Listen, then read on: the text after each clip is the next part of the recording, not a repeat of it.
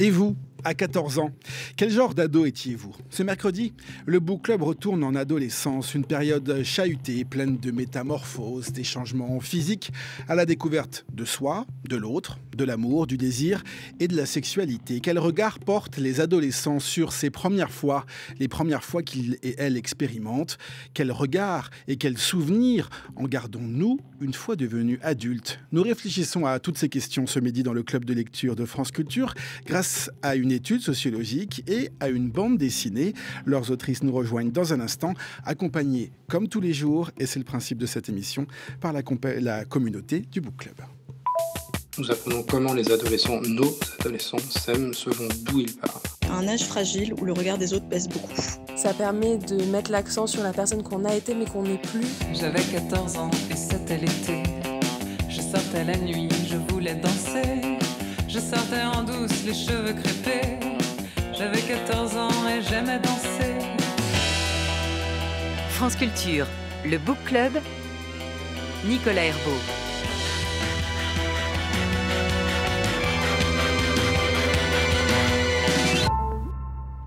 Et Barbara Carlodi, accompagnée de Myrtille, Chloé et Laurent, lecteurs et lectrices du Book Club qu'on retrouve dans le courant de cette émission. Bonjour Lucie Michaëlian.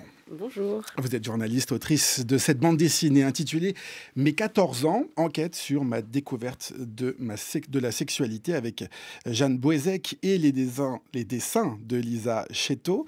Une BD publiée aux éditions Gallimard et qui est aussi une adaptation d'un podcast, Mes 14 ans, réalisé par Chloé Cobuta pour Paradisio. Le départ de toutes ces aventures, c'est votre journal intime, en réalité, écrit à l'âge de 14 ans. Donc, que vous retrouvez à l'âge de 30 ans. Et il a, si je ne dis pas de bêtises, échappé plusieurs fois à la corbeille. Une introspection, dites-vous, sur le désir, le plaisir, celui d'une jeune fille. Quel regard vous avez porté sur ces écrits quand vous l'avez retrouvé?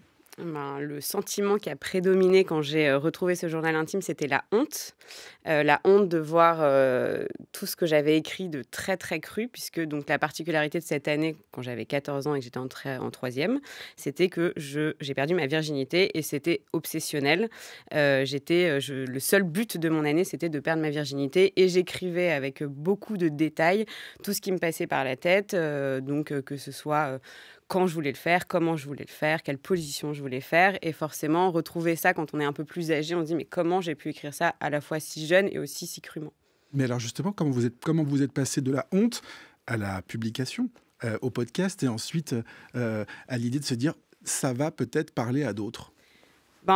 Je pense que déjà, entre-temps, il y a eu MeToo, il y a eu la libération de la parole de la femme. Évidemment, c'est pas sur les mêmes sujets, puisque là, c'est plutôt un récit d'une sexualité joyeuse. Donc, l'idée, c'était pas de rentrer exactement dans tous les récits qu'on avait entendus, mais je pense qu'il y avait l'envie d'une introspection, d'ausculter le désir des jeunes femmes, des jeunes filles, des femmes, quoi. Et du coup...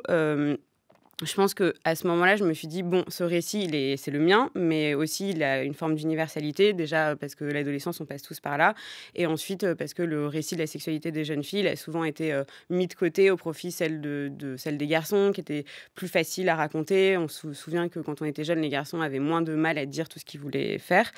Et voilà, et du coup, on a écrit ce récit avec Jeanne aussi pour qu'il soit le plus universel possible. Alors justement, est-ce qu'il est universel? Pour poser cette question et trouver une réponse à cette question, on a décidé de vous faire échanger avec vous, Isabelle Claire. Bonjour. Bonjour. Vous êtes sociologue, directrice de recherche au CNRS et vous publiez Les choses sérieuses, enquête sur les amours adolescentes aux éditions du Seuil. Et vous dites d'emblée, les premières amours, ce sont des choses sérieuses. Quels sont les enjeux que vous vouliez étudier, vous, en tant que sociologue, sur ces questions-là? Alors, je pense qu'au départ, je voulais étudier une pratique sociale, un ensemble de pratiques sociales, une expérience sociale qui est très peu travaillée en sociologie, alors que qu'il me semblait que c'était une expérience cruciale, en fait, de l'adolescence et donc de la vie.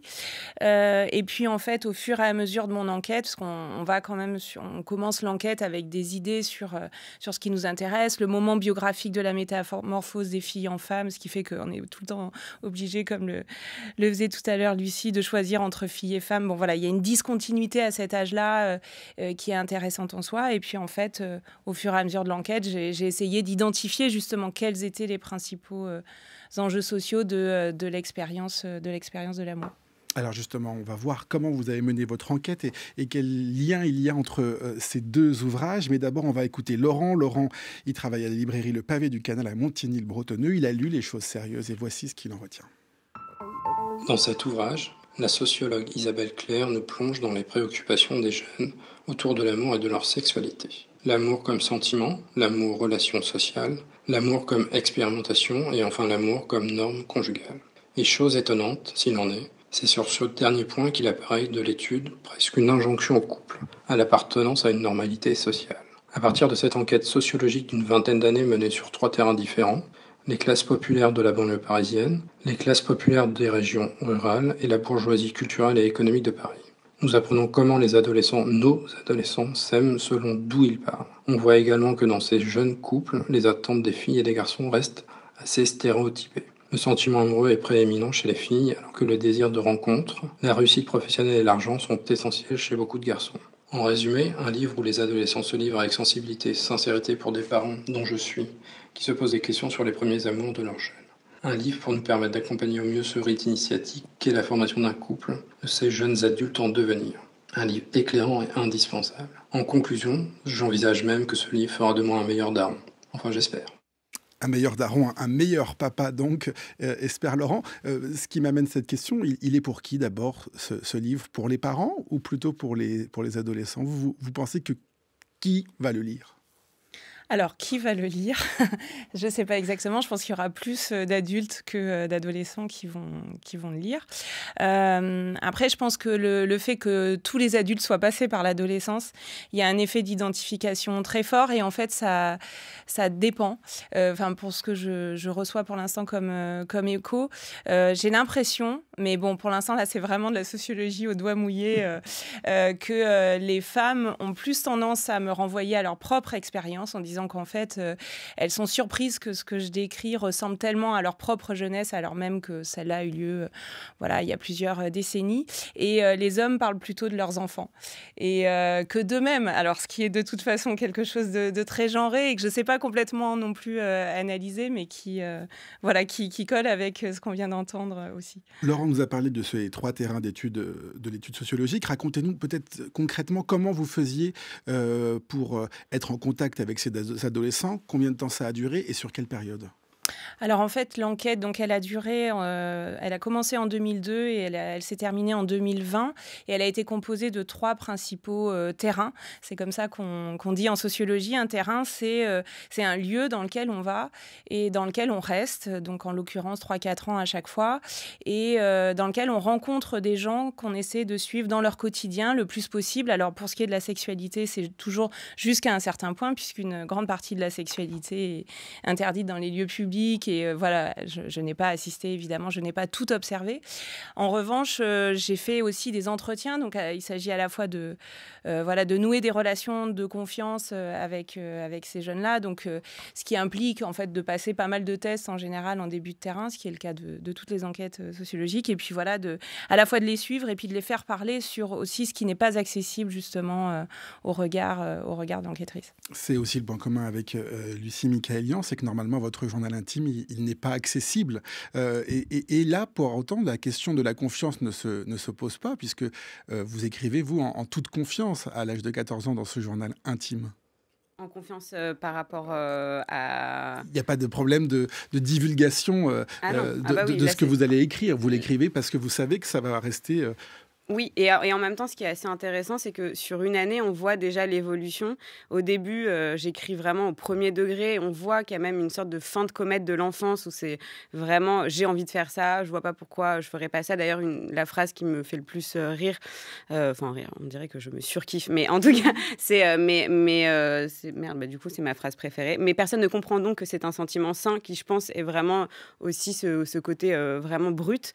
Et puis, au fur et à mesure du journal, il y a un moment où j'écris j'ai honte de me relire. Donc, on voit que même si c'est un journal intime et qu'on peut s'exprimer en toute confiance, puisque personne n'est censé le lire, à moins qu'on veuille en faire un podcast et une BD, mais en gros, globalement, on se rend compte que même dans ce rapport-là, il y a un moment où on se dit, mince, c'est quand même un peu ce que j'écris, c'est pas forcément... Est-ce que c'est bien, en fait ? Mais ce qui est intéressant, évidemment, Isabelle Claire, c'est la parole de l'adolescent dans ces deux ouvrages, la voix de Lucie qu'on entend. Et vous aussi, vous placez évidemment des longs extraits de ces entretiens avec ces adolescents. On les lit, on les entend presque. C'est très important, ça, pour vous. Ça, pour moi, c'est fondamental, le fait que ce qu'on appelle le matériau en sociologie, donc à la fois soit des extraits de journal de terrain, donc d'observation, et beaucoup d'extraits d'entretien, soit dans le texte, ce qui prend de la place. Et donc, je remercie le Seuil de m'avoir laissé la place de le faire, parce que c'est vrai que ça demande en fait de l'espace à l'intérieur du livre, mais je pense que... Et à chaque fois, j'essaie de mettre en regard, en fait, sur un même thème, une même question, mes 3 terrains. Et donc, je pense que la lecture, ne serait-ce que des extraits en fait d'entretien et de journal de terrain, donne à voir par le collage en fait de ces 3 milieux sociaux qui sont par ailleurs très contrastés, de voir justement les échos entre un milieu et l'autre, et en même temps aussi bien sûr les grosses différences, puisqu'il y a aussi des grosses différences entre les 3 jeunesses auprès de qui j'ai enquêté. La première conclusion, la première remarque qui moi, m'a marqué, c'est cet âge, 14 ans à peu près, donc, où on termine l'enfance, comme vous le disiez, on rentre dans l'adolescence. On ne sait d'ailleurs pas très bien quelle est votre définition de l'adolescence, si vous voulez bien me la donner, mais c'est là où ces jeunes-là se rendent compte qu'ils sont célibataires. Comment on se rend compte, à cet âge-là, qu'on a l'étiquette célibataire à coller sur notre front ? Ça, c'est important. Alors, c'est une des premières résonances avec la BD de Lucie et Jeanne. Le fait que 14 ans soit un âge charnière, et en fait, ça fait un moment que ça dure. C'est des choses qu'on repérait déjà en anthropologie rurale dans les années 70. Donc, ce truc des 14 ans qui a à voir avec la puberté, qui a à voir maintenant avec l'expérience scolaire, le collège, etc. C'est un âge à partir duquel j'ai constaté sur tous mes terrains, les jeunes commencent à se qualifier de célibataires. C'est-à-dire qu'ils sont seuls pour la majorité d'entre eux, c'est-à-dire ils ne sont pas en couple, ce qui n'est pas exactement la même chose que d'être seul. Ils ne sont pas en couple, et en général, c'est ce qu'ils n'ont pas été jusque-là. Ils ont traversé l'enfance en n'étant pas en couple, mais ils ne vivaient pas cette absence de couple comme un manque. Alors qu'à partir de 14 ans, et de plus en plus au fur et à mesure que l'adolescence, donc moi j'utilise comme une catégorie un peu floue, ça ne m'intéresse pas plus que ça, mais c'est ce qui se passe entre 12 ans et 17 ans, en gros. C'est-à-dire ce qu'on identifie en sociologie comme étant l'âge du début du flirt, autour de 12-13 ans, donc les baisers avec la langue, les premières caresses génitales, etc. Et puis 17 ans et quelques mois, qui est l'âge moyen en France auquel on entre dans la sexualité dite pénétrative, etc. Et en fait, dans cette période-là, le fait d'utiliser un lexique conjugal, de se qualifier en tant que célibataire ou en couple, devient une qualification de plus en plus ordinaire, et ne pas faire l'expérience du couple à un moment ou à un autre, y compris un couple de 3-4 jours, ne pas pouvoir faire la preuve qu'on a été désiré, qu'on a su poser la question, qu'on a su répondre, qu'on a su accepter, qu'on sait fonctionner avec l'autre, ça devient de plus en plus un problème. C'est une façon de se qualifier de célibataire, de répondre à cette injonction au couple dont parlait Laurent tout à l'heure. Est-ce que vous, Lucie Michaëlian, en relisant votre journal, vous vous êtes dit mais pourquoi est-ce que je voulais être en couple à ce moment-là ? Pourquoi est-ce que je voulais faire ça ? Est-ce que c'est une réflexion que vous avez eue ? Je pense que je voulais perdre ma virginité. Donc, j'avais besoin de prouver que je pouvais le faire dans des bonnes conditions. Et ça, c'est vraiment ce que vous dites, ce que vous remarquez au fil des entretiens avec tous ces adolescents. C'est que pour les filles, il y avait quand même le besoin de faire ça bien. Il fallait que ce soit un garçon dont on est amoureuse. Il y avait le contrôle des parents aussi sur tout ce qui était la gynéco, la contraception, la protection, etc. Mais il fallait que ça soit bien fait, en tout cas dans le milieu dans lequel j'étais, qui correspond plutôt au 3e terrain qu'a étudié Isabelle. Mais en gros, oui, il fallait être en couple. évidemment que je voulais expérimenter le couple pour que ce soit pas un handicap, j'imagine, mais je pense qu'il y avait vraiment ce besoin de dire, voilà, d'ailleurs dans la BD, à un moment, je pose la question, on pose la question, c'est est-ce que je veux être avec Camille parce que mon premier amoureux, parce que je l'aime, ou parce que j'ai envie de perdre ma virginité et que ça soit accepté par la société. Alors justement, Isabelle Claire, être acceptée par la société, ça veut dire quoi? Qu'est-ce que ça veut dire bien faire, comme vient de le dire Lucie? Alors ça, c'est vraiment un des principaux enjeux sociaux de l'expérience de l'amour. Donc c'est hyper fort dans la BD qui commence par la honte, comme a commencé l'interview, et qui finit avant l'épilogue avec le stigmate de la pute. Donc c'est ça la honte, quand même. La honte, elle vient essentiellement pour les filles et les femmes, y compris, on le voit dans les enquêtes quantitatives où des femmes reviennent sur leur première fois. C'était très souvent, trop tôt, pas avec le bon partenaire. Il y a du regret, en fait, qui est associé à la première fois. Et ce regret, donc il y a de la culpabilité, il y a de la honte, c'est des choses que j'ai retrouvées sur tous mes terrains. Et le risque, en fait, pour les filles, c'est d'apparaître comme des personnes désirantes qui prennent le pouvoir dans la relation sexuelle, et c'est-à-dire qui transforment les garçons en objets, qui sont susceptibles de changer de mec comme de chemise, selon une des expressions que j'ai souvent entendues.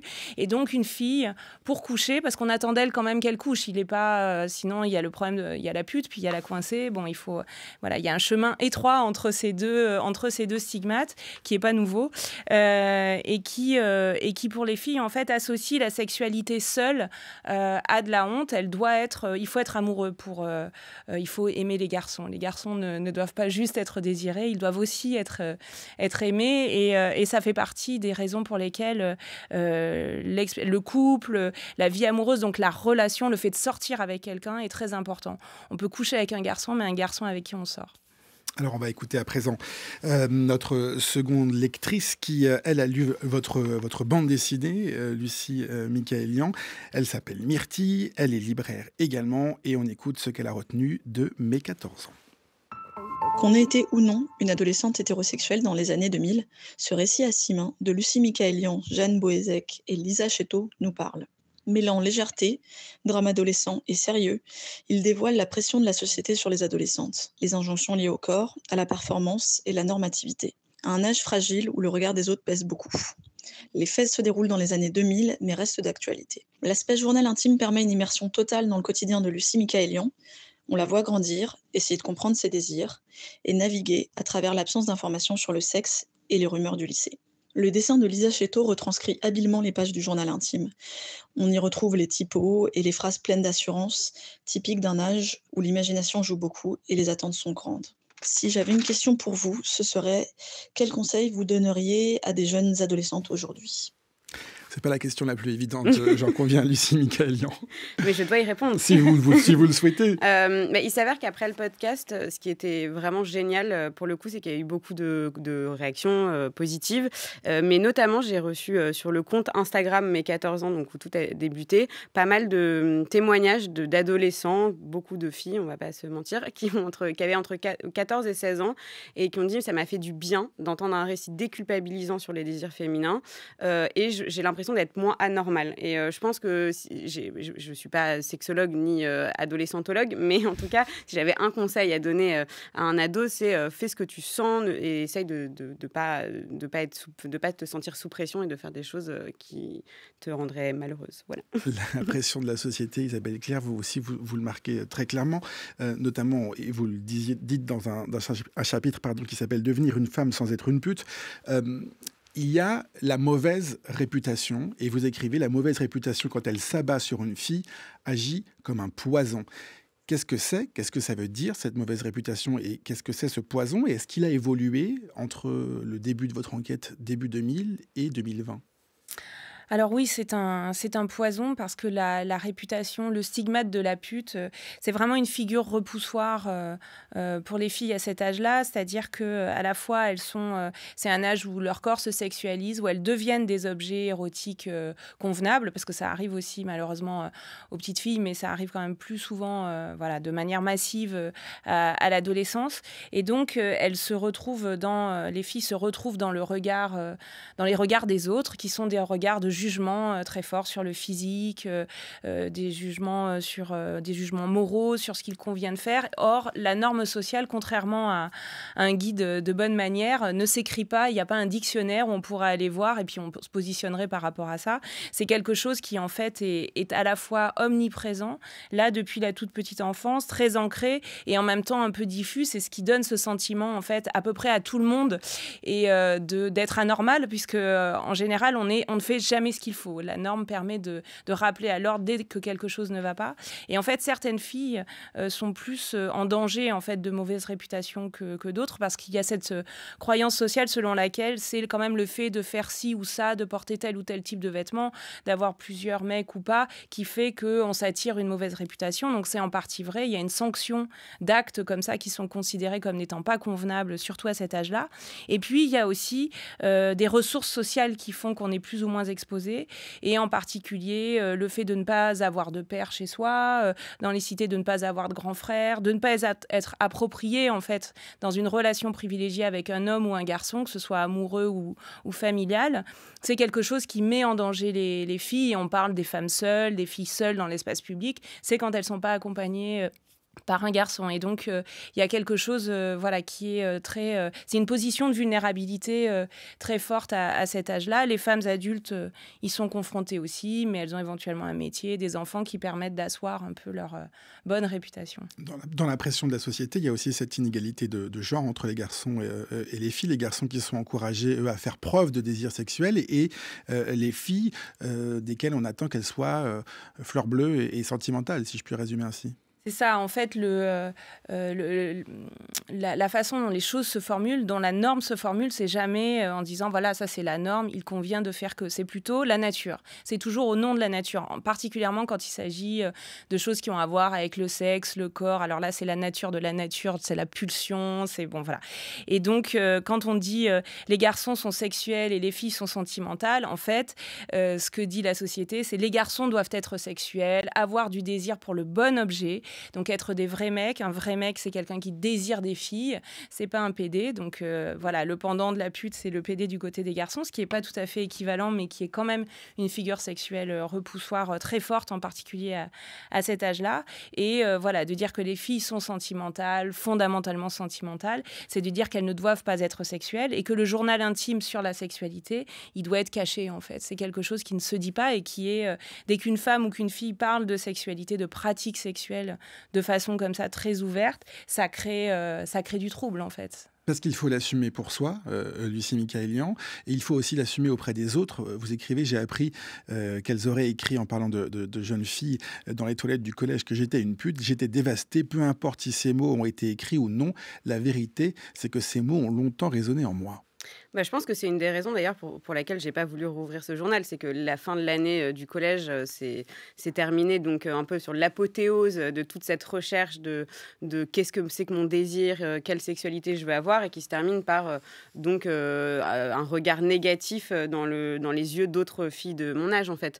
Et je pense que c'était très douloureux. Bon, après il y a eu l'entrée en seconde et tout a été très vite oublié, heureusement, mais je pense que c'est pas le cas pour beaucoup de jeunes filles qui doivent passer par là. Et dans votre livre aussi, on voit que entre les filles, on n'est pas très tendre, en fait. Mais bon, ça, c'est de tout temps aussi. c'est pas nouveau.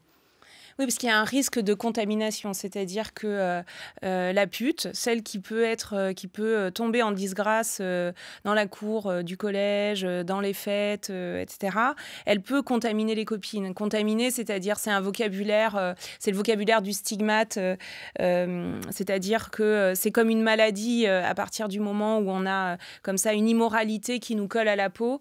Ça met en danger éventuellement les personnes autour, et en particulier les filles. Et pour certaines filles, une façon justement d'apparaître comme des filles bien, des filles convenables, c'est de jeter l'opprobre sur celle qui est considérée comme une pute. C'est une façon de montrer, on se met en position de juge soi-même, ça veut dire qu'on est au-dessus de tout soupçon. Donc il y a aussi évidemment des effets de conflit et de hiérarchie entre filles, et la stigmatisation, le fait que ça s'abatte sur une fille en particulier, ça permet aussi, ça donne un peu de champ aux autres. Il y a de la jalousie aussi, de l'envie. C'est que c'est ambivalent en fait tout ça. Mais bon, on est toutes victimes de ça. C'est-à-dire que celles qui jettent l'opprobre sur les autres, c'est parce qu'en effet, elles ont peur d'être associées à être une pute ou être une salope. Mais bon, là, c'est le patriarcat dans tous les cas. Il n'y a pas les gentils et les méchantes. C'est juste qu'on a toute peur en fait d'être mal jugé par la société. C'est aussi une forme de harcèlement à cet âge-là, dans les cours de récréation, en tout cas dans le milieu scolaire. Isabelle Claire, est-ce que vous avez remarqué une différence avec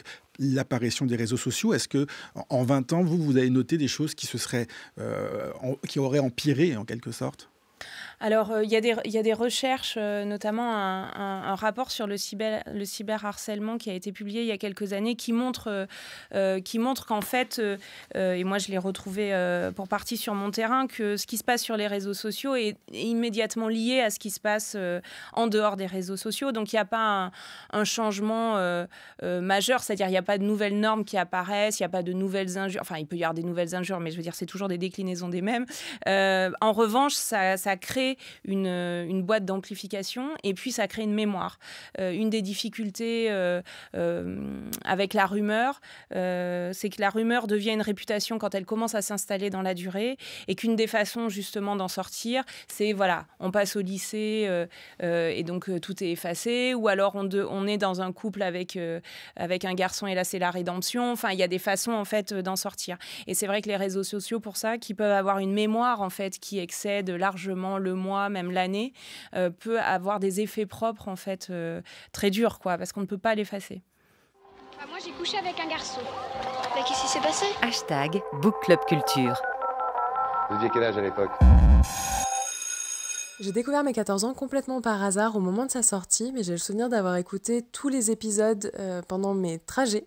Et ça m'a valu quelques bons fous rires dans le métro parce que l'écriture est très fine, très tendre et très drôle. En plus de ça, c'est un podcast qui parle d'adolescence, d'amour, de sexualité, du fait de devenir une femme aussi, avec des gros guillemets et tout ce que ça implique.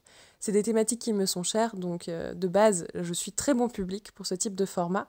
Mais ce qui fait pour moi toute la spécificité de mes 14 ans, c'est vraiment cette redécouverte de soi qui est incarnée à l'audio par une comédienne qui prête sa voix à la Lucie de 14 ans versus la voix de la Lucie adulte. Ça crée vraiment une construction en miroir et en même temps un dialogue. Ça permet de mettre l'accent sur la personne qu'on a été mais qu'on n'est plus, de mettre en lumière aussi des questionnements qu'on a pu se poser à 14 ans et qu'on se posera toujours des années après. Je trouve que c'est assez malin, que ça permet à tout le monde de s'identifier aussi et que c'est vraiment ça qui fait la spécificité de mes 14 ans. Je suis folle de Ben, mais on s'est même pas encore embrassé. J'appréhende quand même un peu et je vais être stressée et timide, vu Ben. Trop bien avec lui. Premier baiser avec Ben. Miam. Culotte mouillée plus smiley qui tire la langue. Je suis tellement heureuse avec Ben que j'ai rien à dire, il est parfait. J'ai envie de lui. Il est parfait. Je l'aime. Oh, je l'aime. Vive les cœurs d'artichaut. Je suis jalouse. J'aimerais tellement qu'il me dise je suis fou de toi. Et ça risque pas d'arriver. Je suis triste et je pleure tout le temps. Je ne serai heureuse que quand il sera fou de moi. Je suis destinée à pleurer dans mon coin. Règle numéro 1. Début de ma vengeance. Changer le pouvoir de main. Est-ce que je suis naïve? Règle numéro 2. Ne plus montrer ses sentiments. Enfin, l'espoir fait vivre. Règle numéro 3. Choisir où, quand, comment. Extrait du podcast Mes 14 ans et l'avis de notre lectrice Chloé. Lucie Michaëlian, on est en plein dans la vie mentale et émotionnelle de l'adolescente. Là, on vous entend, vous, dans ce jeu-là, mais on le retrouve aussi dans la bande dessinée avec ces dessins, ces pages parfois surchargées, qui représentent justement toutes vos réflexions, tout ce qui vous touche. C'est très brouillon parfois, c'est contradictoire, et en même temps, c'est ça la vie émotionnelle d'un adolescent. Bah, c'est exactement ça. Et c'est pour ça que Lisa Chetto est un choix parfait pour cette BD. Parce que, bon, moi, je suis assez nulle en BD, en dessin, faut que je l'avoue. Et mon repère dans la vie, c'est Tom Tom et Nana. Et donc, ça n'a aucun rapport. Mais le côté un peu fouillis, comme ça, un peu débordant de vie, que je trouve il y a aussi dans son dessin. Et avec un côté rock, parce que Lisa est très rock, beaucoup plus que moi. Et du coup, j'aimais bien le fait... Pour moi, l'adolescence, c'est brouillon, en fait. Et du coup, il fallait qu'il y ait beaucoup beaucoup de détails. Il fallait qu'on voit tout ce qui se passe à ce moment-là, à la fois dans la tête d'un ado, mais dans tous les accessoires aussi, des années 2000 qui sont particulièrement marrants parce que c'est très marqué comme époque, comme toutes les époques, en fait. Je pense qu'on me répondrait. Mais en tout cas, c'était la vôtre, voilà, donc ça vous marque donc elle est plus. mieux. C'est drôle que vous parliez de Tom Tom et Nana. C'est ce que m'a dit Jeanne Agrapard qui travaille avec moi pour cette émission. Et elle m'a dit, on dirait Tom Tom et Nana. Donc c'est très amusant. Mais je ne sais pas si Lisa le prendrait bien. Donc... Bon, alors on ne va pas insister là-dessus. Il y a évidemment, vous en avez parlé, ce qu'on appelle la charge sexuelle qui incombe aux femmes, aux filles. C'est-à-dire que c'est elles qui doivent prendre en charge la contraception, qui doivent assumer en fait toute cette partie intime aussi, mais qui n'est pas donnée aux garçons. Il y a aussi tout le rapport avec les mères, les parents, les papas que vous racontez aussi. Et puis, il y a l'évolution aussi des mœurs chez les adolescents. Et ça, peut-être, Isabelle Claire, vous pouvez nous éclairer. Est-ce que vous avez vu des choses changer? On parle beaucoup d'hétérosexualité, mais aussi d'homosexualité dans ces deux livres. On parle de polyamour, de relations libres. Ce sont des choses qui peuvent apparaître nouvelles. Est-ce que c'est vraiment nouveau? Est-ce qu'il y a eu une révolution chez les ados? Alors, en matière de sexualité, il y a toujours des révolutions. Il y a eu 68, après il y a eu les années 70, après il y a eu les années SIDA, après il y a eu... Donc voilà, la révolution, c'est vraiment le motif pour parler de sexualité. Et je pense que c'est toujours un peu fantasmé. C'est-à-dire que, bien sûr, qu'il y a des choses qui changent et c'est des choses qu'on arrive à identifier dans les enquêtes sur la sexualité. Voilà, au cours des dernières décennies, les gros changements, en fait, c'est que les pratiques des femmes se sont rapprochées de celles des hommes, qu'il s'agisse de l'âge au premier rapport, du nombre de partenaires, des fameuses positions, voilà. Donc là, il y a des choses qui ont changé et en même temps, il y a toujours cette honte, cette culpabilité, voilà. Donc il y a une tension en fait, c'est-à-dire qu'à la fois, il y a de forts changements et puis le moment MeToo est toujours en cours. Donc ça, c'est quelque chose de fondamental, je pense, pour parler de sexualité en général. Donc bien sûr, au départ, c'est la violence sexuelle au travail. Enfin, c'est dans un cadre spécifique et en réalité, ça a fait monter, je pense, d'un cran la conscience de genre collective, c'est-à-dire que, en particulièrement chez les femmes, mais je pense aussi chez pas mal d'hommes, le fait que des choses qui nous apparaissent désormais évidentes comme étant des problèmes, que ça soit dans la culture, que ça soit dans le discours, que ça soit dans les pratiques, y compris au quotidien, ne l'étaient pas il y a 10 ans. À niveau collectif, je veux dire, après, on a des consciences de genre qui sont diverses selon les personnes, selon les trajectoires et tout, mais voilà, il se passe quelque chose et il y a des choses qui, sur la sexualité, sont beaucoup plus parlées. C'est quelque chose qu'on retrouve beaucoup dans la BD, qu'on retrouve beaucoup dans la vie des ados, c'est qu'il n'y a pas une des choses difficiles à l'adolescence et qui fait que la norme aussi est suivie plus scrupuleusement en réalité qu'un peu plus tard. Et c'est plutôt chez les vingtenaires qu'on commence à voir des changements vraiment dans les pratiques, que ça soit le polyamour, une distance à la norme, qu'elle soit conjugale ou de genre. On la note beaucoup plus après 20 ans qu'avant 20 ans aussi, parce qu'avant 20 ans, on ne sait rien. Et donc, il y a aussi un apprentissage de la norme qui est un guide, en fait.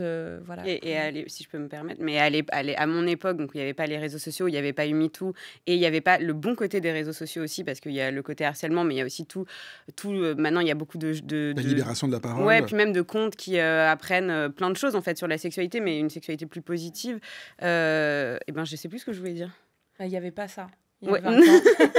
Non, il n'y avait rien, en fait. Oui, il n'y avait rien. Non, mais surtout, ce que je veux dire, c'est qu'à l'époque, on lisait les magazines féminins. Et ça, on le voit dans la BD. C'est du coup, il y avait 10 positions pour jouer à tous les coups. Enfin, toutes ces choses-là où c'était encore plus d'injonctions, mais qui n'avaient aucun récit parallèle, en fait. C'était, il faut faire ça parce que tel magazine l'a dit. Ou, voilà, c'est tout, en fait. C'était tout ce que je savais, en fait, à l'époque. Un dernier mot sur le mouvement MeToo, c'est aussi la prise de conscience du consentement entre les deux personnes. Ça, c'est quelque chose qui est très important et qui est arrivé à quel moment dans votre étude ?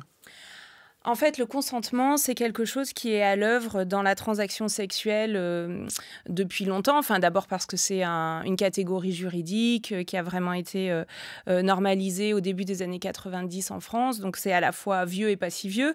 Mais c'est devenu progressivement une norme. Et c'est vrai que MeToo, évidemment, est le moment qui met le consentement en son cœur. Le problème, c'est que la question du consentement, donc qui repose sur l'égalité, non seulement il s'agit de dire oui, mais il s'agit de dire oui à égalité à l'intérieur du de la relation, vient se heurter à ce qu'on appelle en sociologie le script sexuel, c'est-à-dire le fait que dans nos sociétés, il existe un scénario conventionnel de la façon dont doit se passer une rencontre sexuelle, et que ce script sexuel peut être évidemment ne pas être bien joué par les gens, mais en tout cas existe et a une force normative très forte. Et dans ce script, c'est le garçon, et ça les ados le savent très bien, c'est le garçon ou l'homme qui doit être à l'initiative, la fille est dans la réponse, il est préférable qu'elle dise oui, mais pas trop vite.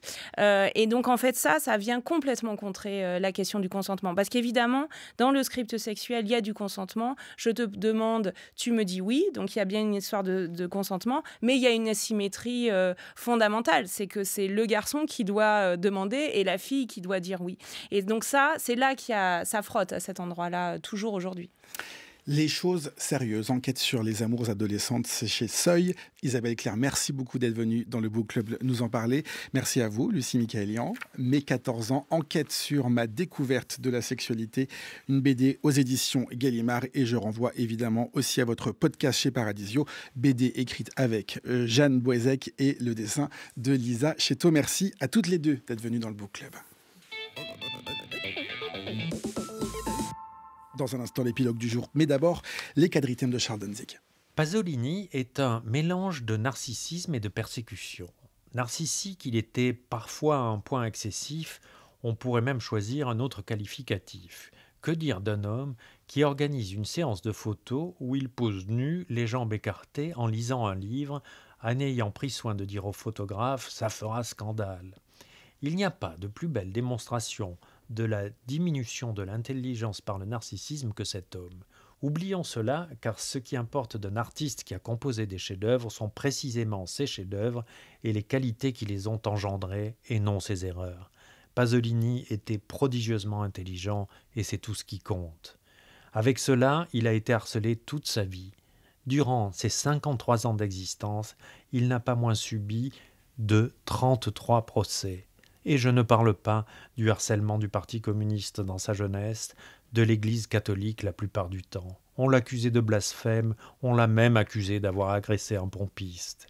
Il n'est pas abusif de sa part d'avoir écrit un long poème recueilli dans le très beau Poésie en forme de rose, intitulé « La persécution ».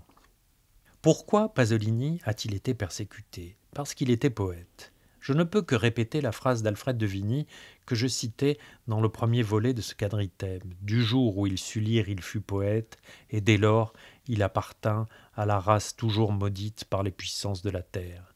Et poète, Pasolini l'était, et poète absolu, comme le disait aussi Verlaine, que je comprends mieux maintenant. Pour le dire plus précisément, peut-être, poète absolument, ne comprenant le monde qu'au moyen de l'esprit poétique, le plus condensé, le plus authentique, le moins arrangeant. Et voilà l'autre chose, et qui distingue en Pasolini d'un Cocteau. Cocteau était un être très social, fluide, poli. Il voulait gagner en souplesse. Donc, il heurtait le moins possible. Il a par exemple ouvertement vécu avec Jean Marais, mais n'a rien écrit sous son nom à propos de l'homosexualité. Et puis, il respectait les institutions. Pasolini, lui, a fait tout ce qu'il ne fallait pas. Non qu'il fût provocateur, j'ai dit qu'il était intelligent, il était sincère, et il a dit le maximum de ce qu'il pouvait dire étant donné son temps à propos de son goût sexuel, mais surtout, il a sans cesse bousculé les institutions. Parce qu'il y croyait au fond, il n'était pas un anarchiste, il pensait qu'il pouvait les réformer, rendre l'Église catholique plus cohérente, le Parti communiste moins stalinien. C'était bien dangereux, d'autant plus qu'il n'était pas un homme de parti. Il était seul comme une flamme. On lui crachait dessus en permanence. Je ne voudrais pas exagérer en employant le mot martyr, mais si je m'en tiens au sens originel du mot, les persécutions subies par Pasolini ont fait de lui un témoin, celui de la férocité des hommes en groupe. Les quadritèmes de Charles Danzig à retrouver sur franceculture.fr et sur l'application Radio France. Chaque jour, le club de lecture de France Culture est préparé par Oriane Delacroix, Zora Vignier, Jeanne Grappard, Didier Pinault et Alexandre Laibegovic. C'est Thomas Beau qui réalise l'émission. Et aux manettes ce midi, Marie-Claire Roumain-Badi. Voici l'épilogue du jour. On peut coucher avec un garçon, mais un garçon avec qui on sort. Est-ce que je veux être avec Camille parce que je l'aime ou parce que j'ai envie de perdre ma virginité et que ça soit accepté par la société? Il y a la pute, puis il y a la coincée. Voilà, il y a un chemin étroit entre ces deux stigmates qui n'est pas nouveau. Et le risque, en fait, pour les filles, c'est d'apparaître comme des personnes désirantes qui transforment les garçons en objets. Et mon repère dans la vie, c'est Tom Tom et Nana. Et donc, pour moi, l'adolescence, c'est brouillon, en fait.